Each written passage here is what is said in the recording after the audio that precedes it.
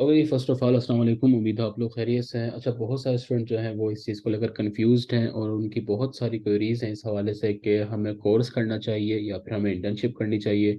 अब जो लोग ऑलरेडी कोर्स के बैच में जो जिनका कोर्स स्टार्ट हो चुका है वो साथ साथ इंटर्नशिप भी कर रहे हैं, उनको शायद ये फील हो रहा है कि हमें कोर्स के साथ इंटर्नशिप भी जारी रखनी चाहिए। और जो लोग इंटर्नशिप कर रहे हैं वो इस चीज़ को लेकर कंफ्यूज हैं कि क्या हमें कोर्स करना चाहिए पहले या हमारा फोकस जो है वो इंटर्नशिप पर ही रहना चाहिए। इन दोनों में एक्चुअली फर्क होता क्या है, कब आपको क्या करना चाहिए, वैसे ये चीज़ जो है ये आपको खुद डिसाइड करनी होती है। लेकिन बहरहाल मैं आपको यहाँ पर एक डिफरेंस जो दोनों में है वो क्लियर करने की कोशिश करूंगा, ठीक है, कि इन दोनों में फ़र्क होता क्या है। हम यहाँ पर सबसे पहले एक एग्जांपल लेते हैं, उसके बाद हम डिटेल में इन चीज़ को समझेंगे कि कोर्स का कंटेंट क्या होता है, ठीक है, और इंटर्नशिप का कंटेंट क्या होता है। आपको मतलब इंटर्नशिप अगर आप कहीं पर कोर्स कर लेते हैं, ठीक है, तो क्या उसके बाद आपको इंटर्नशिप करनी चाहिए नहीं करनी चाहिए। तो इन चीज़ों को हम डिटेल में डिस्कस करेंगे। लेकिन उससे पहले हम समझते हैं इस चीज़ को, कोर्स एक्चुअली होता है क्या और इंटर्नशिप क्या होती है। अगर मैं आपको यहाँ पर एक एग्जांपल से रिलेट करने की कोशिश करूँ, देखें, आप यूनिवर्सिटी में होते हैं, वहाँ पर आप 4 साल की डिग्री करते हैं, ठीक है, कोई भी मतलब किसी भी फील्ड में आप कर रहे हैं तो 4 साल की डिग्री होती है, वो आप कर लेते हैं, ठीक है। आप ये समझें कि वो जो डिग्री है ना वो आपका बेसिक कोर्स होता है, ठीक है। मतलब जहाँ से भी आप कोर्स करते हैं तो समझ लें आपने इसको कंपेयर करना है कोर्स के साथ, ठीक है। वो 4 साल की डिग्री होती है। अब जब आप डिग्री कर लेते हैं तो फिर आपको क्या चाहिए होता है, हैंड्स ऑन चाहिए होता है। लाइक आपने जो भी 4 साल में सीख लिया है, अब आप ये चाहते हैं कि मैं उसको मार्केट में निकल कर उसको प्रैक्टिकली करूँ, ठीक है। तो आप क्या करते हैं, डिफरेंट कंपनीज के पास जाते हैं, आप वहाँ पर अप्लाई करते हैं। अब वो जो कंपनीज होती हैं वो आपको हायर कर लेती हैं इंटर्नशिप के लिए, और आपकी 1 महीने की 2 महीने की आपकी क्या होती है, इंटर्नशिप होती है, ठीक है, जिसमें आप उन चीज़ों को प्रैक्टिकली देख रहे होते हैं।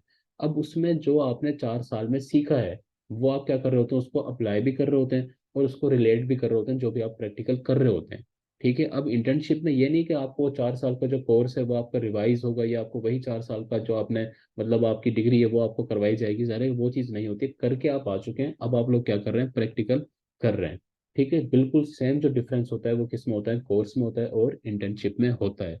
कोर्स जो होता है वो इन डेप्थ होता है, वो A to Z होता है, उसकी ड्यूरेशन ज़्यादा होती है, तकरीबन 2.5 मंथ का होता है। और जो इंटर्नशिप होती है वो 1 मंथ की होती है, ठीक है। उसमें तकरीबन आपके 6 से 8 लेक्चर्स होते हैं जो कि प्रैक्टिकल बेस्ड होते हैं, ठीक हो गया। अब अगर आपके जहन में फिर ये चीज़ है कि अब हमें क्या करना चाहिए, लाइक अगर आपको ये समझ में नहीं आ रहा कि मैं किस पॉइंट पर हूँ, ठीक है, मैं किस लेवल पर हूँ और मुझे कोर्स करना चाहिए या फिर मुझे इंटर्नशिप करनी चाहिए, तो अभी हम यहाँ पर कोर्स के कंटेंट को डिस्कस कर लेते हैं, ठीक है, जिसमें आप ये देख लेंगे कि आपको क्या क्या आना चाहिए। अगर तो आपको लगता है कि हाँ मुझे ये तमाम कॉन्सेप्ट क्लियर हैं, ठीक है, बस थोड़ा बहुत मेरा प्रैक्टिकल रहता है, तो फिर आप इंटर्नशिप कर सकते हैं। अच्छा, अगर हम यहाँ पर पहले बात करते हैं कोर्स के कंटेंट की, कि मतलब आपको क्या आना चाहिए, ठीक है, कोर्स में आपने क्या सीखा हुआ होना चाहिए, आपको जहाँ से भी आपने कोर्स किया है कि आपको ये तमाम चीज़ें सिखाई गई हैं, या अगर आप यूट्यूब से सीख रहे हैं या कहीं से भी सीख रहे हैं तो क्या आपको ये तमाम चीज़ें आती हैं। अगर आपको लगता है कि हाँ मुझे इन डेप्थ इन चीज़ों का पता है, तो ऑब्वियसली फिर आपको, और आपको ये फील होता है कि हाँ थोड़ा बहुत मुझे नॉलेज जो है वो बस थोड़ा सा प्रैक्टिकल में रह गया है, तो फिर आप क्या कर सकते हैं, इंटर्नशिप में आ सकते हैं। अदरवाइज फिर आपको कोर्स करना चाहिए पहले। अच्छा, हम देख लेते हैं कोर्स में होता क्या है। देखें, सबसे पहली चीज़ होती है कंप्लीट इंट्रोडक्शन होता है अमेजोन का, जिसमें आप ये देखते हैं कि जी अमेजोन बेस्ट प्लेटफॉर्म क्यों है। हमारे पास ईबे भी है, शॉपिफाई भी है, बाकी आप अपनी वेबसाइट के थ्रू भी सेलिंग कर सकते हैं। डिफरेंट प्लेटफॉर्म्स हैं, लाइक इवन के दराज भी है, ठीक है। तो अमेजोन ही बेस्ट क्यों है हमारे लिए, ठीक है, इस चीज़ को हम डिटेल में इसमें डिस्कस करते हैं। उसके बाद रेटिंग क्या है, रिव्यूज़ क्या है, नंबर ऑफ सेलर्स क्या होते हैं, कंपटीशन क्या होता है, लिस्टिंग क्या होती है, ठीक है, और एफ बी एम का फ़र्क क्या होता है, उसके अंदर आप किस तरीके से चेक करते हैं। वो तमाम चीज़ें जो आपकी बेसिक होती हैं वो आपको ऑलरेडी आनी चाहिए, ठीक है। उसके बाद हम देखते हैं कि जी अमेजोन अकाउंट क्रिएशन किस तरीके से की जाती है, पाकिस्तान में रहकर आप किस तरह कर सकते हैं, डॉक्यूमेंटेशन आपको क्या चाहिए, क्या क्या रिस्ट्रिक्शन आपको फेस करनी पड़ सकती है। इसके अलावा कितनी टाइप के अकाउंट होते हैं, ठीक है, इंडिविजुअल है, इंडिविजुअल प्रोफेशनल है, बिजनेस है, आपको कौन सा ऑप्ट करना चाहिए, किस तरफ आपको जाना चाहिए, कौन सा अकाउंट आपको इनिशियली बनवाना चाहिए, ठीक है, एलएलसी कब चाहिए होती है, क्यों चाहिए होती है, ठीक है। इसके अलावा बाय बॉक्स क्या है, उसको उसको विन करने के मेथड क्या होते हैं, ठीक है। प्रेप सेंटर का क्या रोल है, क्योंकि जब हम अमेजोन होलसेल एफबीए कर रहे होते हैं या इवन कि हम आर्बिट्राज भी कर रहे होते हैं, तो प्रेप सेंटर का एक बड़ा इंपॉर्टेंट रोल होता है। तो वो रोल क्या होता है, ठीक है, गेटेड अनगेटेड कैटेगरीज का कॉन्सेप्ट आपको क्लियर होना चाहिए, गेटेड कौन सी होती है, अनगेटेड कौन सी होती है। इसके अलावा आपने देखा होगा कि अक्सर हम क्लोथिंग को अवॉइड कर रहे होते हैं, शूज कैटेगरी को अवॉइड कर रहे होते हैं, या फिर हम इलेक्ट्रॉनिक्स की कैटेगरी को अवॉइड कर रहे होते हैं। तो उसको अवॉइड करने की वजह क्या होती है, ठीक है, बेसिकली उसकी रेफरल फी वगैरह ज़्यादा होती है, उसमें 2 3 रिस्ट्रिक्शन और भी होती है, इसलिए हम उसको अवॉइड कर रहे होते हैं। लेकिन बहरहाल आपको एक कॉन्सेप्ट क्लियर होना चाहिए कि इन दो कैटेगरीज में फ़र्क क्या होता है एंड आप इसको क्यों अवॉइड कर रहे होते हैं। इसके अलावा हार्ड अप्रूवल, सॉफ्ट अप्रूवल क्या है, ठीक है, ये बहुत इंपॉर्टेंट रोल प्ले करती है आपकी, क्योंकि जब आप इनिशियली स्टार्ट ले रहे होते हो तो बेसिकली आप सॉफ्ट अप्रूवल की कोशिश ज़्यादा करते हैं कि आपके पास प्रोडक्ट वो हो जिनकी अप्रूवल मौजूद हो, सॉफ्ट अप्रूवल मौजूद हो। तो इसका कॉन्सेप्ट आपको क्लियर होना चाहिए। ठीक है, इसके अलावा अकाउंट हेल्थ मैनेजमेंट, ये बहुत इंपॉर्टेंट है। कस्टमर की आपके पास कंप्लेंट्स आ रही हैं, ठीक है, उसको आप किस तरीके से डील कर रहे हैं। इसके अलावा कहाँ से आप चेक करते हैं सेलर सेंटर के ऊपर कि ये कस्टमर की कंप्लेंट कहाँ से आ रही है। वैसे वॉइस ऑफ कस्टमर के नाम से एक ऑप्शन होता है, वहां पर आप चेक करते हैं कि एक प्रोडक्ट आपकी किस तरह परफॉर्म कर रही है। और अगर फर्ज कर लेते हैं कि आपके अकाउंट के ऊपर किसी किस्म की कोई रिस्ट्रिक्शन आ रही है, आपकी प्रोडक्ट अच्छी सेल नहीं हो रही है, उसके ऊपर कंप्लेंट्स आ गई, अमेजोन ने आपके अकाउंट को सस्पेंड कर दिया, तो आपको सस्पेंशन का पता होना चाहिए। सस्पेंशन क्या होती है, वायोलेशन क्या होती है, किस तरीके से उनको डील किया जाता है। अगर आपके पास कोई सस्पेंशन आती है या वायोलेशन आती है, तो उसमें होता ही है कि आप एक अपील लिखते हैं अमेजोन को। ठीक है, अब वो अपील क्या होती है, वो किस तरीके से लिखी जाती है, वो तमाम चीज़ें आपको आनी चाहिए।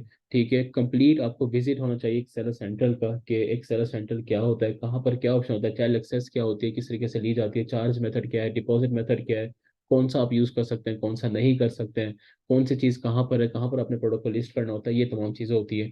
ठीक है, इसके अलावा एक बड़ा इंपॉर्टेंट कॉन्सेप्ट होता है कि बायर अकाउंट और सेलर अकाउंट क्या होता है, इन दोनों में फ़र्क क्या है एक्चुअली।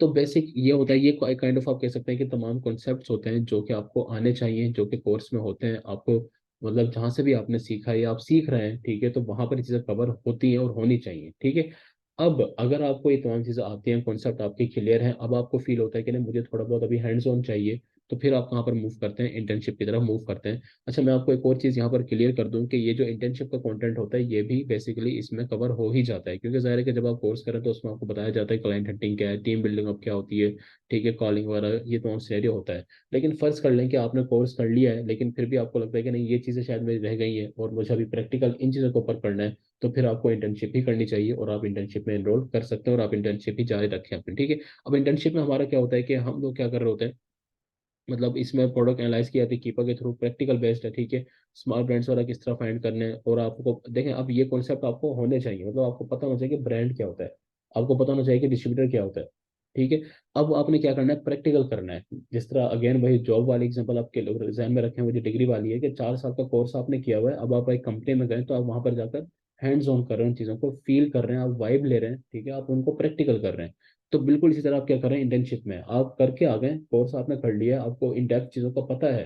ठीक है, आपको ईच एंड एवरीथिंग जो है वो क्लियर है, हर पिक्चर आपको क्लियर है कि आप किस मॉडल पर काम कर रहे हैं, वो मॉडल एक्चुअली है क्या। अब आप थोड़ा बहुत क्या ले रहे हैं, एक्सपीरियंस ले रहे हैं। ठीक है, अब जैसे फॉर एग्जांपल आप इस प्रैक्टिस में, आप इस इंटर्नशिप में कॉल कर रहे हैं ब्रांड को, करके दिखा रहे हैं आप। ठीक है, एलएलसी डॉक्यूमेंट्स वगैरह किस तरह यूज होते हैं, ठीक है, टीम बिल्डिंग अब क्या है, क्लाइंट हंटिंग वगैरह ये चीज़ें, और ये सारा का सारा कंटेंट जो होता है वो कोर्स में भी ऑलरेडी शामिल होता है।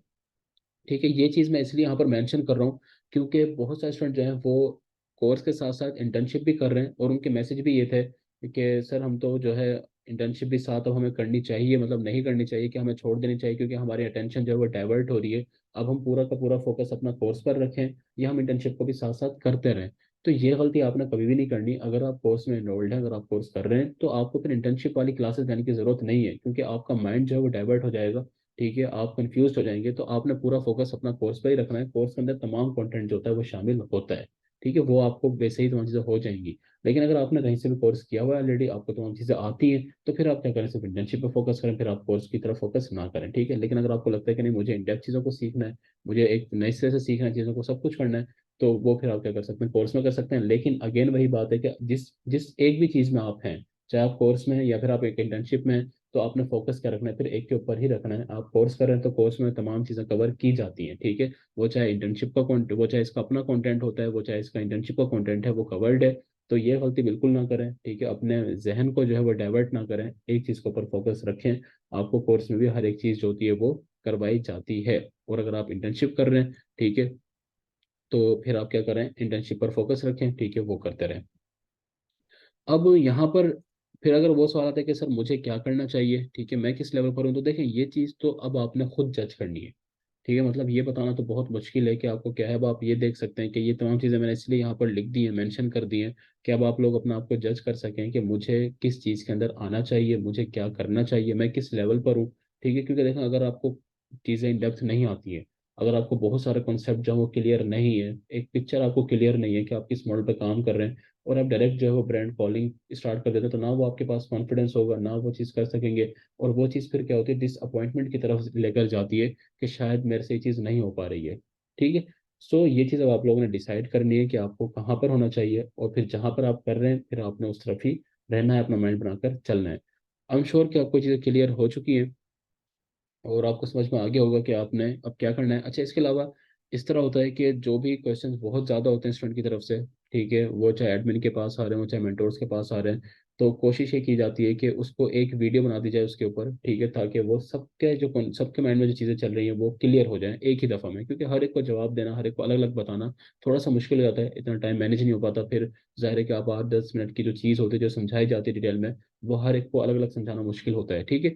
तो अगर आप लोगों को ये फील होता है कि इस तरह का कोई और टॉपिक भी है, ठीक है, जो आपको लगता है कि कॉमन प्रॉब्लम है, सबकी प्रॉब्लम है, सब फेस कर रहे हैं, तो आप बता सकते हैं। उसके ऊपर भी जो है कोई ना कोई मेंटोर है वो वीडियो बना देंगे, ठीक है, वो आपको समझा देंगे कि आपको ये इस प्रॉब्लम का ये सोल्यूशन हो सकता है। ठीक हो गया जी।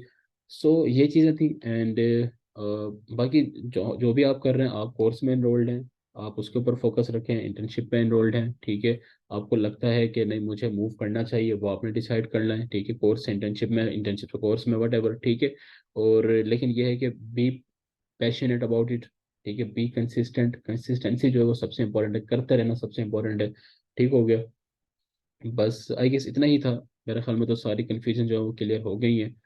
मजीद अगर वही चीज़ है कि अगर आपको लगता है कि किसी और टॉपिक के ऊपर भी वीडियो होनी चाहिए, तो वो भी आप अपना सजेशन दे सकते हैं। तो जी ख्याल रखिएगा अपना, एंड किसी और वीडियो में मिलता है इंशाल्लाह। अल्लाह हाफिज़।